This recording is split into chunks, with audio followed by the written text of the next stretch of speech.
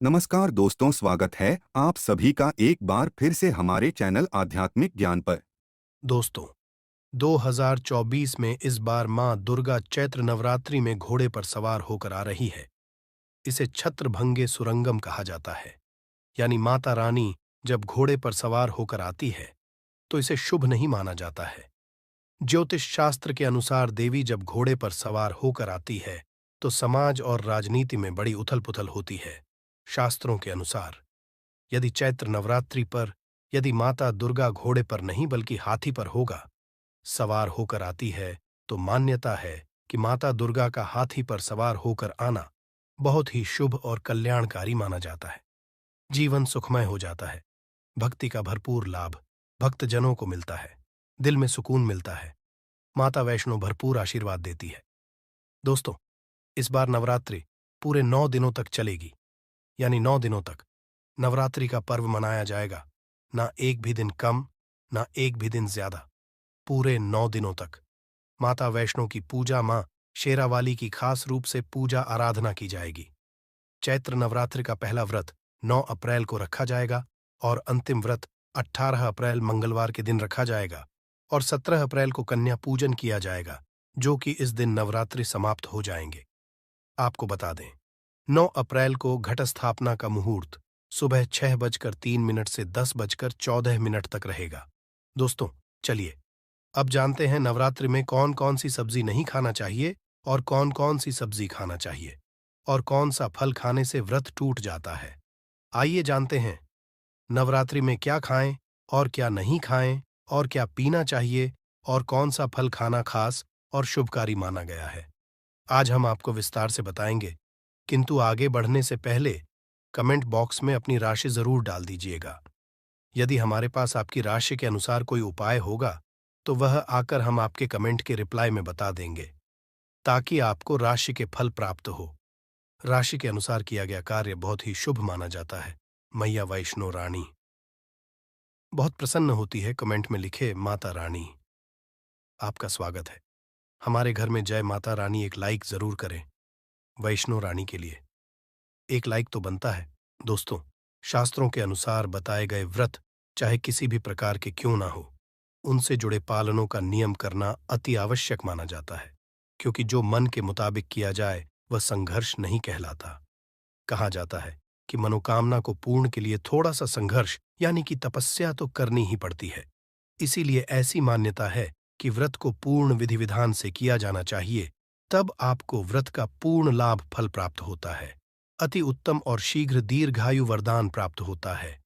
आपकी सभी मनोकामनाएं शीघ्र मैया रानी पूर्ण करती हैं। ऐसे व्यक्ति को मरने के बाद माता रानी के चरणों में स्थान मिलता है।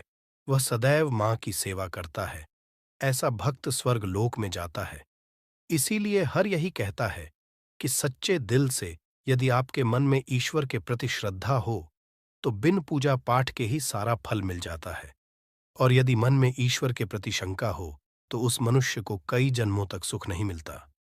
वह नर्क में ही भटकता रहता है। भगवद गीता में भगवान श्री कृष्णा ने स्वयं कहा था, जो मनुष्य सच्चे हृदय से ईश्वर को पुकारता है तो उसका नाता उस शक्ति से जुड़ जाता है जिसे आपने सच्चे हृदय से पुकारा था। इसलिए भगवान भी कहते हैं कि हृदय से ही ईश्वर को पुकारो तो वह आपकी हर मनोकामनाओं को पूर्ण करते हैं। दोस्तों, कई लोग ऐसे हैं जो भगवान के सामने घंटों पूजा पाठ करते हैं तथा रोते हैं, फिर भी भगवान उनकी कभी नहीं सुनता।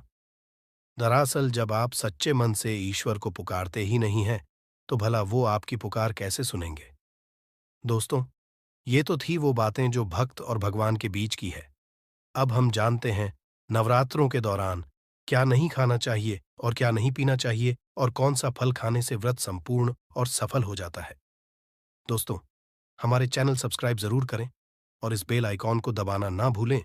तो आइए शुरू करते हैं। दोस्तों, चाहे मर जाना, भूलकर भी नवरात्रि के दिनों में पानी पूरी कभी मत खाना, क्योंकि इस दिन कभी कभी बीच में शुक्रवार पड़ जाता है और शुक्रवार को मां संतोषी का बार कहा जाता है।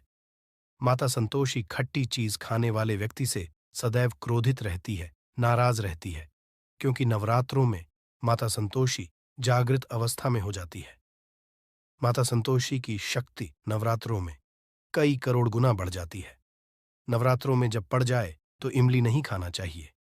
माता संतोषी रुष्ट हो सकती है, आपको दंड दे सकती है। नींबू नहीं खाना चाहिए। वैसे तो नवरात्रि के व्रत में नींबू खा लेना चाहिए, पर यदि शुक्रवार हो तो माता संतोषी के क्रोध से बचने के लिए नींबू नहीं खाना है। इस दिन नींबू का त्याग करना चाहिए। दोस्तों, पानी पूरी क्यों नहीं खाना चाहिए? क्योंकि उसमें लहसुन प्याज होता है और खट्टा भी होता है, जो व्रत को भंग कर सकता है, पाप लग सकता है। ध्यानपूर्वक यदि आप शुक्रवार को खट्टा नहीं खाते हैं तो माता संतोषी आपको धन धान्य से मालामाल कर देती है, आपके घर में बना लेती है। बस शुक्रवार के दिन, नवरात्रों के दिनों में इस चीज का त्याग करना चाहिए, पालन करना चाहिए। नवरात्रों में लहसुन, प्याज और खट्टा। फिर चाहे आपने व्रत भी नहीं रखा है, फिर भी आपको शुक्रवार के दिन या अन्य दिनों में लहसुन, प्याज नहीं खाना चाहिए। किंतु हाँ, पानी पूरी आप खा सकते हैं, वो भी जब नवरात्रि समाप्त हो जाए। दोस्तों, वीडियो को लाइक जरूर करें। आपका एक लाइक माता रानी को अति प्रिय है। माता रानी को अच्छा लगेगा, इसलिए माँ के लिए एक लाइक तो बनता है। माता रानी को नहीं चाहिए दोस्तों, नवरात्रि के दिन सेब जरूर खाना चाहिए। शास्त्रों में बताया जाता है कि भगवान के भोग में सेब आदि जरूर अर्पित किया जाता है। यदि आपका व्रत है तो आपको सेब जरूर खाना चाहिए। केला, पपीता, तरबूज और मीठे अंगूर जरूर खाना चाहिए। इन फलों से व्रतधारी को शक्ति मिलती है और व्रत संपूर्ण हो जाता है। शास्त्रों में बताया जाता है कि नवरात्रों के दिनों में सीताफल जरूर खाना चाहिए। सीताफल खाने से 20 ऐसी बीमारियां हैं जो खत्म हो जाती है। माना जाता है नवरात्रों के दिनों में सीताफल का घर में प्रवेश होना बड़ा ही शुभ माना गया है। सीताफल खाने से नवरात्रि का व्रत सफल हो जाता है, क्योंकि इसमें माता सीता का आशीर्वाद मिला हुआ होता है। माना जाता है भगवान रमा के वनवास के दौड़ में माता सीता ने यही फल खाया था। नवरात्रि के दौरान इसे जो भी खाता है उसे दुखों का सामना नहीं करना पड़ता। सीताफल आपको जरूर खाना चाहिए। माता सीता प्रसन्न होती है और आशीर्वाद देती है। दोस्तों, नवरात्रों में तेल की तली हुई हरी मिर्च खा सकते हैं, किंतु कम मात्रा में खाना है। व्रत के दौरान ज्यादा तीखा नहीं खाना चाहिए। व्रत में तीखा खाने से व्रतधारी की जो पेट की आंतें होती है उसमें जख्म हो सकते हैं। क्योंकि इस दौरान हम व्रत का पालन करते हैं तो हमारे पेट में कुछ नहीं होता, इसीलिए हल्का खाना खाना सर्वोप्रिय और उत्तम माना जाता है। व्रतधारी को रसीले आलू जरूर खाना चाहिए। इससे हमारे शरीर में ऊर्जा की भरपूर जरूरत जो होती है पूरी हो जाती है। आप आलू का पी सकते हैं, रसीले आलू जरूर खाना चाहिए। दोस्तों, नवरात्रों में भिंडी की सब्जी जरूर खाना चाहिए। भिंडी में कई ऐसे पोषक तत्व होते हैं जो हमारी हड्डियों को मजबूत बनाते हैं, तथा नवरात्रों में बैंगन की सब्जी जरूर खाना चाहिए। किंतु याद रहे, जब नवरात्रों में सोमवार पड़ जाए तो बैंगन की सब्जी मत खाना, पाप लगेगा। नवरात्रों में सब्जी में हरा धनिया जरूर डालना चाहिए। हरे धनिये से भी व्रतधारी को पोषक तत्व मिलते हैं। नवरात्रों में हरा जरूर खाएं, इससे जो शुगर लेवल होगा वह कम हो जाएगा। नवरात्रों में रिफाइंड का तेल और सरसों का तेल भूलकर भी व्रत के दौरान नहीं खाना चाहिए। मूंगफली का तेल और देसी घी और गोले का तेल खाना अच्छा माना जाता है। दोस्तों, नवरात्रों में व्रतधारी को डब्बा बंद लस्सी, डब्बा बंद जूस नहीं पीना चाहिए। उसमें कई केमिकल मिले होते हैं जिसके कारण आपका व्रत टूट सकता है। जब भी आप फलों का जूस पिए तो याद रखें उसमें नमक न डालें, नहीं तो व्रत टूट जाएगा। साथ ही साथ जूस में बर्फ भी नहीं डालना चाहिए। फलों का सादा जूस पीने से व्रत सफल होता है। दोस्तों, नवरात्रि के दौरान सिंघाड़े का आटा या कुत्तू का आटा खाने से पहले यह देख ले कि आटा पुराना नहीं होना चाहिए, क्योंकि पुराने आटे में कीड़े वगैरह पड़ जाते हैं जिसके कारण आपका व्रत टूट सकता है। क्योंकि ये छोटे छोटे कीड़े हमें दिखाई नहीं देते और आपके मुंह तक पहुंच जाते हैं। ऐसा आटा खाना मतलब कीड़े मकोड़ों का मांस खाने बराबर माना गया है। दोस्तों, नवरात्रि के दौरान आप शाम के समय खाने में दही ले सकते हैं, आलू वगैरह खा सकते हैं, आलू के चिप्स खा सकते हैं, साबूदाने की टिकिया बनाकर खा सकते हैं, साबूदाने की खिचड़ी खा सकते हैं, आलू के पापड़ भी खा सकते हैं। कि सब्जियां तो ऐसी है जो नवरात्रि के दौरान भोजन में शामिल कर सकते हैं। इससे आपको एनर्जी मिलेगी और व्रत सफल हो जाएगा। नवरात्रि के दौरान आप दूध पी सकते हैं जो आपको ताकत देगा। चाय वगैरह भी पी हैं, किंतु याद रहे उसमें नमक न डालें। चाय में नमक डालने से व्रत भी टूट जाएगा और हड्डियां भी गल जाती हैं। एक बात का ध्यान रहे, व्रतधारी को पेट भर खाना यानी गले तक भोजन नहीं करना चाहिए, नहीं तो व्रत रखने का कोई भी फायदा नहीं होगा। थोड़ा थोड़ा खा सकते हैं। दोस्तों, नवरात्रि के 9 दिन आदिशक्ति मां दुर्गा को समर्पित होते हैं। नवरात्रि के 9 दिन माता रानी के 9 अलग अलग स्वरूपों का पूजन किया जाता है। नवरात्रि के 9 दिनों तक माता रानी को अलग अलग स्वरूप के हिसाब से अलग अलग पुष्प, अलग अलग भोग अर्पित किए जाते हैं। किंतु आप जानते हैं, कुछ ऐसी वस्तुएं हैं जिन्हें नवरात्रि के दौरान भूलकर भी माता रानी को अर्पित नहीं करना चाहिए।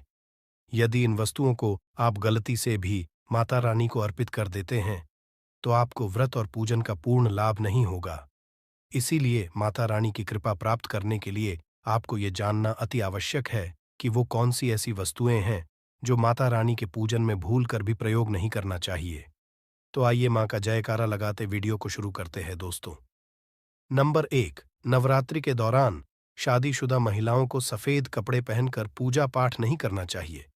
साथ ही साथ काले कपड़े भी नहीं पहनना चाहिए। इससे पूजा व्रत आदि खंडित हो जाती है। माता की चौकी जब आप लगाए तो उसके नीचे कागज नहीं लगाना चाहिए। माता की चौकी सदैव लाल कपड़ा बिछाकर ही बनाना चाहिए।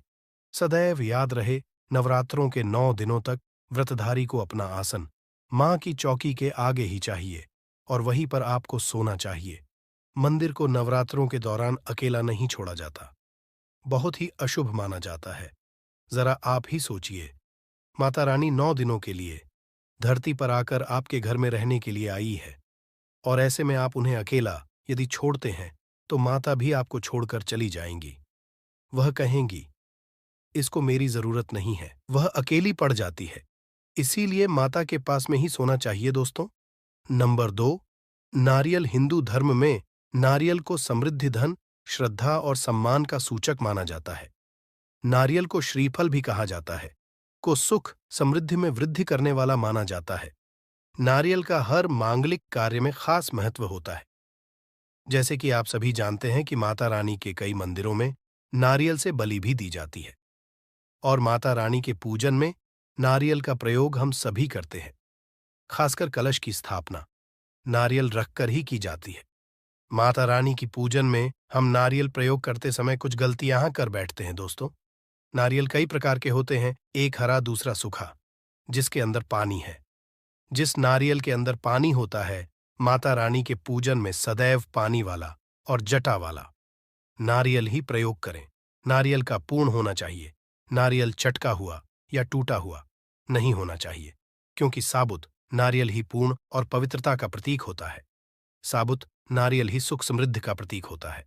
साबुत नारियल को ही श्रीफल यानी कि मां लक्ष्मी का फल कहा जाता है। नवरात्रि में माता रानी के कलश की स्थापना करते समय जटा वाला यानी पानी वाला नारियल ही कलश पर स्थापित करना चाहिए। साथ ही ये ध्यान रखना चाहिए कि नारियल को सदैव कलश के ऊपर लेटा कर रखना चाहिए। घट स्थापना करते समय कभी भी नारियल को खड़ा करके नहीं रखा जाता। नारियल को सदैव लिटाकर कलश के ऊपर रखा जाता है। साथ ही नारियल को स्थापित करने से पहले आप नारियल को लाल कपड़े में लपेटकर उस पर और फिर लाल चुनरी उड़ाकर आप नारियल को कलश के ऊपर स्थापित करें। शास्त्रों के अनुसार कलश के ऊपर जब सही तरीके से नारियल रखा जाता है और सही प्रकार का नारियल रखा जाता है, तभी ही व्रत और पूजन का फल प्राप्त होता है। यह भी ध्यान रहे कि महिलाएं माता रानी को नारियल अर्पित तो कर सकती हैं, किंतु कभी भी माता रानी के सामने नारियल को भूल कर भी ना तोड़े, क्योंकि नारियल बीज रूप होता है और स्त्रियां बीज रूप से ही शिशु को जन्म देती हैं। इसीलिए कभी भी महिलाओं को नारियल नहीं तोड़ना चाहिए। दोस्तों, नंबर 3, लौंग हम सभी माता रानी के पूजन में प्रयोग करते हैं, किंतु लौंग का प्रयोग करते समय एक बहुत बड़ी गलती कर बैठते हैं। सदैव ध्यान रखना चाहिए कि माता रानी को सदैव फूल वाली लौंग ही अर्पित करना चाहिए।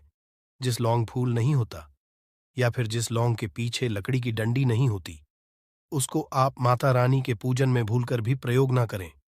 फूल वाले लौंगों को ही पूर्ण माना जाता है और माता रानी की पूजन में कोई भी अपूर्ण वस्तु, कोई भी खराब वस्तु या टूटे हुए अक्षत प्रयोग नहीं करना चाहिए। इसीलिए सदैव माता रानी की पूजन में फूल वाली लौंग का ही प्रयोग करें। दोस्तों, नंबर 4, तुलसी के पत्ते अर्पित नहीं करने चाहिए। मां दुर्गा के पूजन में तुलसी पत्र का प्रयोग करना वर्जित माना जाता है। तुलसी पत्र के अलावा आंवला भी माता रानी को अर्पित नहीं करना चाहिए और दुर्गा भी रानी को अर्पित नहीं करना चाहिए। दुर्भा भगवान श्री गणेश को अति प्रिय है।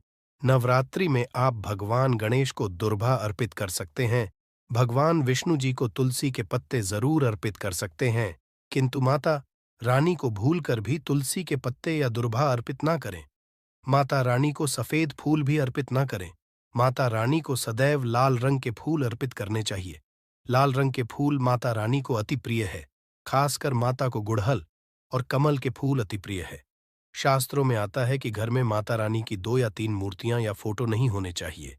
इस बात का भी आप खास ध्यान रखें कि माता रानी के पूजन में कोई भी खंडित चीज प्रयोग ना करें, जैसे कि चटका हुआ या टूटा हुआ दीपक या फिर चटका हुआ कोई बर्तन। साथ ही ये भी ध्यान रहे कि लोहे की और प्लास्टिक के बर्तन आप माता रानी के पूजन में प्रयोग ना करें, क्योंकि प्लास्टिक के चाइनीज बर्तन हड्डियों के पाउडर से मिलकर बनते हैं। ऐसा ना करें। ऐसे बर्तनों को माता रानी के पूजन से सदैव दूर रखें। माता जो पुष्प अर्पित कर रहे हैं उन्हें सूंघे नहीं।